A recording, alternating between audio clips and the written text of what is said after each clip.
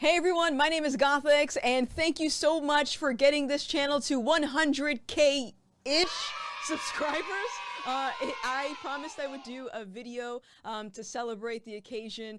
Thank you so much for this amazing milestone. I thought it would be cool to read some of your comments just to get to know me a little bit more, and I thought it would be cool to have a special guest on stream. So I'm going to do a little crazy cut here, like roll over. You're short. Okay, you gotta put up the thing. Oh my god. Oh my god. You good? Okay, no. This works. Good. I think this works. I think this works. Okay. All right, cool. All right, so hi everyone. This is my boyfriend, Saul. Say hi, Saul. Hi, Saul. Watch all of my subscriber accounts just plummet after this. I told you not to do this. Well, the first question that we wanted to answer was actually a question about you, so I thought it would be cool for you to be on the stream. And you got a new job, and I hit a milestone, so we're gonna pop some cheap champagne, and we're gonna open this. Okay, hold on a second. Let's see if we should. I just okay? Why are you backing away? Yeah. Oh, hold on. I can do it. Ready? Hold on, I can do it. Here's your glass. Let me just pour you some. Let me just. Can you hand me my glass over there, please? Thank you very much. Okay. So, first question. Does your boyfriend have the same political views as you? Maybe you can introduce him unless you've already done it. Do you have the same views as me? You're gonna introduce me. Oh, this is Saul. This is my man. Okay, this is my man. Please, subscribers, don't leave. Don't run away, subscribers. I do share a lot of the same ideas and political views. I am also politically homeless, but yes, I do share a lot of the sentiment and just everything that she says, basically. Next question. Does it make your heart happy meeting people who have a lot of the same thoughts and views as you do? I seriously get butterflies and tears in my eyes when it happens to me. I don't necessarily get tears in my eyes, but I feel a lot less alone in my views, because for a while I thought people like me who had the same outlook on life wasn't allowed to express my views in the same way. So in that sense, I do. What do you feel less? I feel less insane for sure. I don't know, like ever since our political awakening, it's just crazy to see the madness now within everybody else, and it is a lot more reassuring to see people that share the same ideas without getting mad at you. It's just odd that that's a thing now. But. Yeah. Let's see. Oh, here's an interesting one. What do you think it would take to improve the intellectual and emotional division in the USA? No social media. Yeah. I don't know. A lot of people are just not used to. They're not used to conflict. I'm talking about like in person. Everyone is so used to having online beef, being keyboard warriors, and they're not used to talking to people face to face and having these conversations face to face. That's why, if anything, in college, it's great to have. It's good to have those confrontations, but now these days, everyone's used to being behind the screen, and they're not used to getting, let's just say, punished in a way for the things that they say. So that's why you see the most disgusting things said. Yeah. I also have to agree. I think social media has dumbed down a lot of people. It's replaced actual, conflict resolution. People don't know how to resolve their problems online. People become emboldened to say and do things that they wouldn't actually say in public. So I think social media is one part of it. And then also, I seriously think there's a problem with our education system. And I think that last year it exposed a lot of how many students have been indoctrinated to think and act in a certain way. And I can't relate to that to when I was in school. So something's definitely happening. I'm just curious, what is your education background? High school dropout? With a G. I got a G. How do you respond to highly emotional responses without responding in an emotional state? uh, do you have a specific method? I mean, like, I tried, but I don't know. It's weird online. In person, it's different because it depends on who you're talking to. If you're talking to family or if you're talking to a friend, but I don't know. I guess I don't have enough of those conversations to really come up with a method. It's just, I've done it with family, and that's kind of stressful. But I think if anyone knows, it'd probably be you.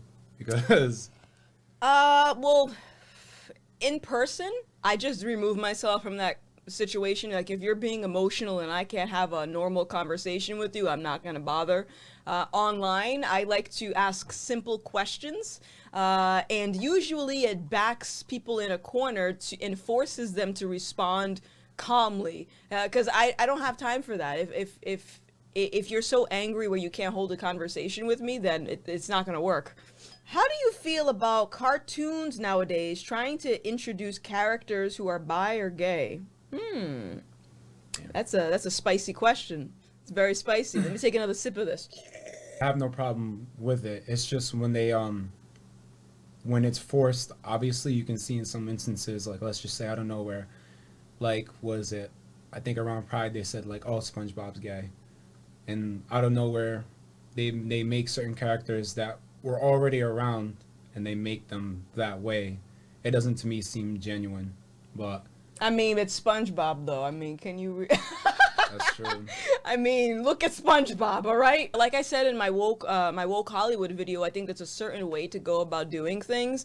And if you take a pre-existing character where their sexuality had never even been mentioned and then bring it up randomly, I can't help but feel like it's performative activism, like it's some type of way to just hit all the boxes for tokenism. And I hate to think that way, but I've seen so many movies and cartoons where they just make these changes out of nowhere that it doesn't make sense to the story. So I mean, I have no problem with it. Just do it right. What's your favorite adult beverage you like to sippy sip? Yes. What about you? Ginger and Jameson, or gin.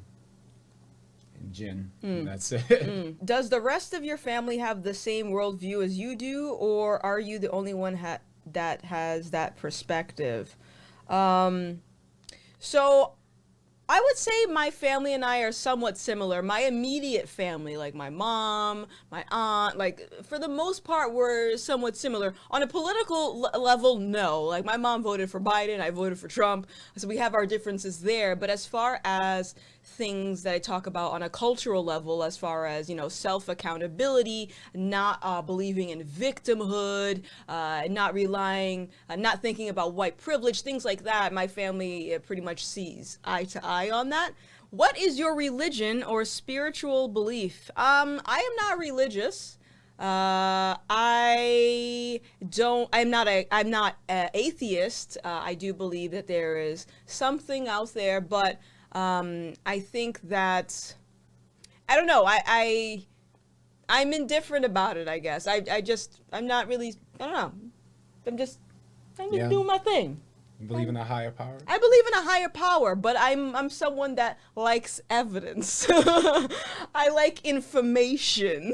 Before I commit to anything, I like to know what I'm getting into. Thus why I stalked you on social media before dating you. I mean, you believe things you don't see?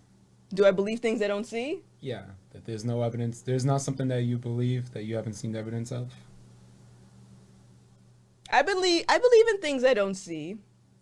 Yes. Like air. Like air. Air is important. Oxygen is important. Yes. But yeah, I don't know. I feel like there's something, and even me, like I sometimes I feel like I'm being pushed in a direction. Like there's some type of higher power that's like, yo, go do this, and I go do it, and I don't think anything about it. And but I mean, I don't know. I don't know. What about you? Definitely a higher power. I'm more of a, like, things happen for a reason. Stuff happens in the universe to put things together. So I definitely do believe there's there's things. Yeah. Like I wouldn't know necessarily what label I would put, but you know, I believe definitely in a higher power. How do you personally overcome being disliked by the left? I don't care if they like me or not. I like me. That's it. What about you? That's it. That's it. I like me. People have the power to create. Do you think it's generally for the best or for the worst? Ooh.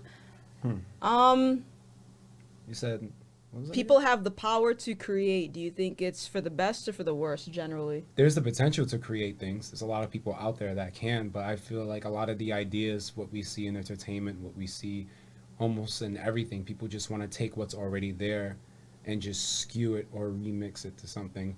Let's put more diversity into that. Let's put more of this. Let's put more of that. There's not much creating. I think people just want to take established ideas and just skew it to how they want to see it, and then say that it's for everybody else. I mean, what you're doing right now, you're creating something. So, but we definitely see other people out there that just want to attack things. People are attacking more than they're creating. I have to agree with you on that. I don't really have anything to add about that one. I'm a new subscriber to you, and I just wanted to hear more of your backstory, where you grew up at, what kind of life your household is like, where'd you grow up? So basically just a background, even up until your red pill walk away moment, maybe. So for me, I had a really weird upbringing. My parents got divorced when I was really young. I don't talk to my biological dad, just for various reasons. You know, my mom pretty much raised me, and my mom, I think growing up, she was very strict with me in the sense that, you know, I wasn't allowed to really go out and hang out whenever I wanted with my friends. It was like, you need to come home from school and stay home and don't leave the house. So she was very strict, and I hated that when I was growing up, but now I understand that as an adult, I appreciate all of those things that she did because it instilled a lot of discipline in me. I remember one thing that my mom always used to say when I was 16 was, a job isn't going to come knocking on your door. And I would get so annoyed at that. Like, what do you mean? And it's true. A job isn't going to come knocking on my door. I have to put myself out there to get what I want. I can't rely on someone just hand me something. But other than that, in high school, I was the weirdo, the loner. I dressed in goth, you know. I wasn't really the cool kid. And yeah, like I said, I ended up dropping out of high school. I got a comment here. Does this mean that cereal is soup? Is it soup? Cereal is soup. Cereal soup? I wouldn't consider it soup. That ain't soup. Get out of here, you heathen. Do you own a firearm? I do not. I do want to get one at some point. It is on my list. My wife won't stop about how pretty you are and what makeup and eyeliner you use. I'm asking her on her behalf so she will give me a moment of peace. I love that. Tell your wife that I use Epic Liner by NYX, I think it's called, because I used to call it NYX and then I got yelled at. So it's NYX. And then for my eyebrows, which I draw on, they're not real, okay? I use Anastasia something. I am not very well versed in makeup, let me tell you. I just recently started. And that was a comment on your live. Someone What? said, oh, that my eyebrows have loaded only 50%. I was like, all right. Damn. What are your top 5 System of a Down tracks? You can't do that to me. That's terrible. You can't make me narrow it down to 5. So my favorite songs, I had to pull it up because there's so many. I like yeah, that. I like that song. I like Mr. Jack. Of course, I like Toxicity. I think it's Soldier Side. I like Soldier Side. And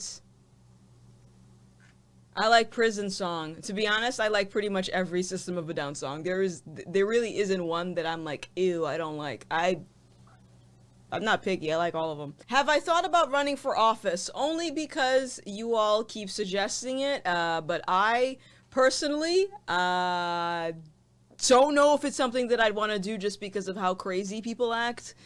You know, look at what they did to Donald Trump the entire time when he was in office. I don't want want to deal with that shit.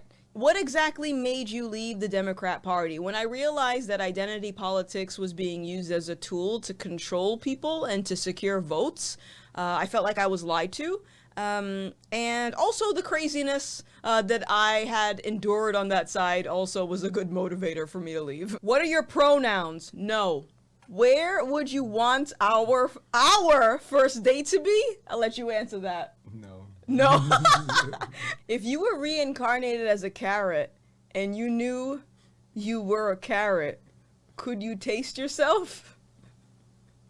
How do I feel about Biden presidency? How old am I? You don't ask a lady that. You don't ask that. Answer. You don't ask that. How old am I? You know how old am I? You're 32. Yeah? Yeah. Yeah, I'm 32. Do I have any pets? Yes, we do. We have Oscar, which you've seen on the stream a few times. Should we get Oscar? Oh, he's sleeping. Go wake him up. Go get him. Go get him. Come on. Come on, Oscar. We found him outside. Yeah. Yeah, baby boy. Yeah, baby boy. Yes. He's so angry. What is your favorite video game? BioShock. What about you? God of War. All right. What is your favorite Nicolas Cage movie? It's like split between two. There's Con Air. It's great. And Face Off. With John Travolta. I would say probably Con Air. Con Air would probably be on number one. I just like Nick Cage. I just like his memes. I think I like his memes more than his movies. I hope my question isn't too personal, but what is the worst situation you've had to deal with because of your YouTube channel? Has it ruined friendships? Oh my God. Let me tell you. Let me tell you about this.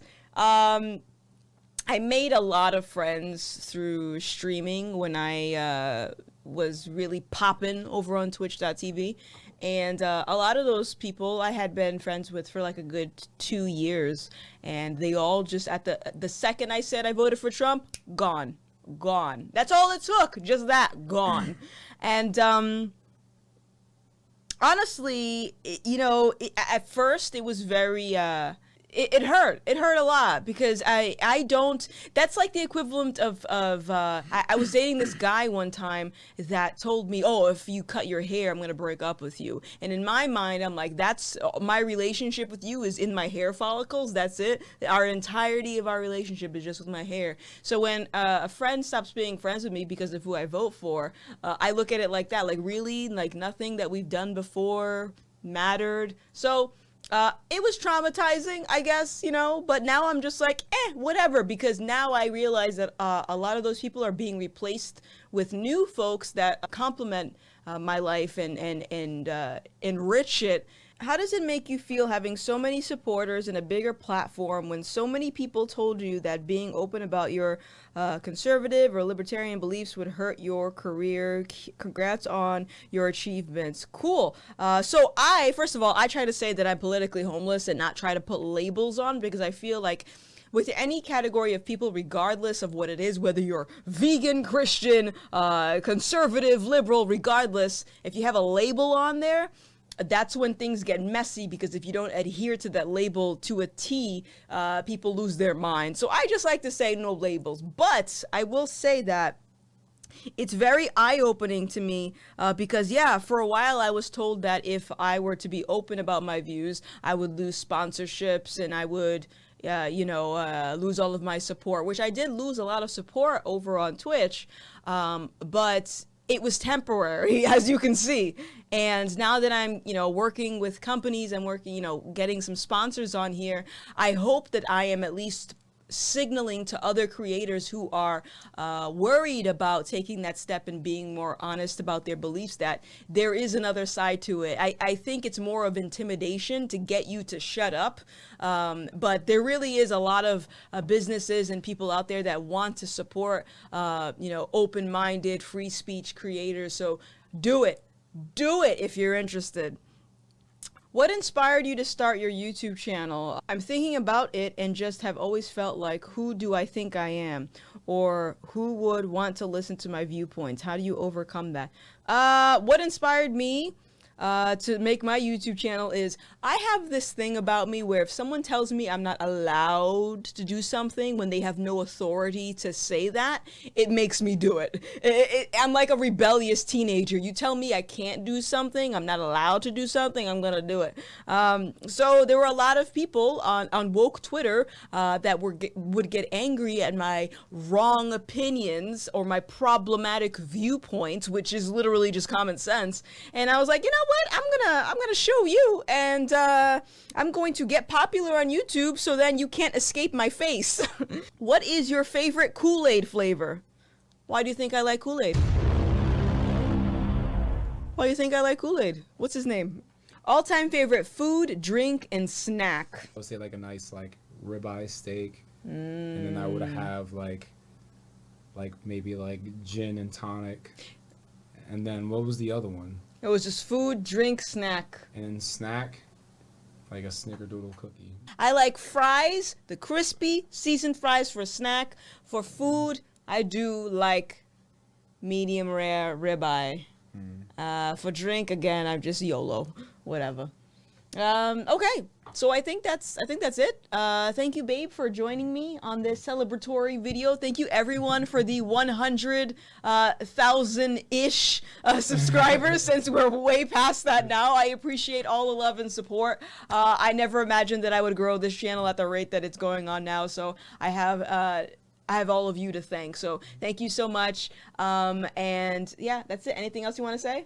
Thank you. Thank you. Supporting her. Thank you for supporting me. Thank you. I love you, and I will see you in the next one. Bye.